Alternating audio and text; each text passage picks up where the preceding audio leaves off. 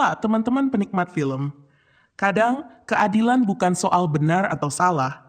Kadang, keadilan hanyalah kompetisi siapa yang paling berkuasa, siapa yang paling bersuara, dan siapa yang paling bisa membeli celah di antara pasal-pasal.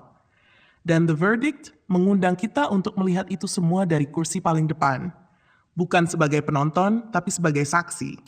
Ini bukan sekadar film thriller pengadilan. Ini adalah cermin yang memantulkan wajah hukum Indonesia. Rapuh, bias, dan seringkali tak berpihak pada orang yang paling terluka. Film ini mulai dari sesuatu yang tidak terduga, tenang, pelan, bahkan agak membosankan.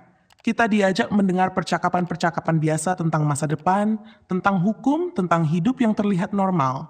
30-40 menit berjalan tanpa gemuruh, hanya obrolan makan malam, debat kecil soal kupon restoran sebelum tragedi itu datang.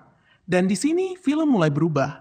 Sebuah kehilangan, sebuah kematian, sebuah tragedi yang seharusnya tidak terjadi, terlebih karena alasan sepele seperti perpisahan di restoran mewah. Bayangkan, kehilangan pasangan hidupmu hanya karena satu langkah menjauh, satu detik, satu momen kecil yang salah tempat, salah waktu. Dari sinilah film mulai menegangkan. Dari sinilah narasinya meremas dada. Tapi The Verdict bukan film sempurna. Di paruh awal kita bisa melihat jejak kesinetronan, emosi yang dipaksa, eksekusi yang agak lebay, transisi yang kurang rapi. Terutama bagi mata penonton hukum, alur pengadilannya sering terasa tidak realistis. Bahkan, hakimnya terlihat amatir.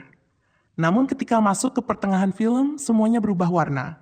Ada satu konsep yang brilian. Seorang petugas keamanan pengadilan yang kehilangan istri karena kelalaian dan korupsi memutuskan melakukan sesuatu yang tidak terbayangkan, menyandera hakim dan sabotas jalannya persidangan. Demi satu hal, keadilan baru. Keadilan yang seharusnya ia dapatkan sejak awal. Dan di titik ini, ketika pintu ruang sidang dikunci dari dalam, ketika mikrofon hakim direbut, ketika pistol diarahkan tepat di kepala penguasa Palu, film ini masuk ke ruang terlarang. Ruang ketika manusia yang hancur mengambil hukum dengan tangannya sendiri. Bagian luar ruang sidang masih kacau. Tim SWAT, saksi misterius, ayah kaya yang cuma muncul 3 menit, tapi di balik itu semua, kita melihat inti filmnya, keputusasaan, korupsi, dan perjuangan untuk didengar. Daya gedor terbesar film ini adalah 2 karakter utamanya. Reza Rahadian sebagai Timo, pengacara licin dan elegan, yang seperti serigala berbulu domba, sopan, halus, tapi tajam.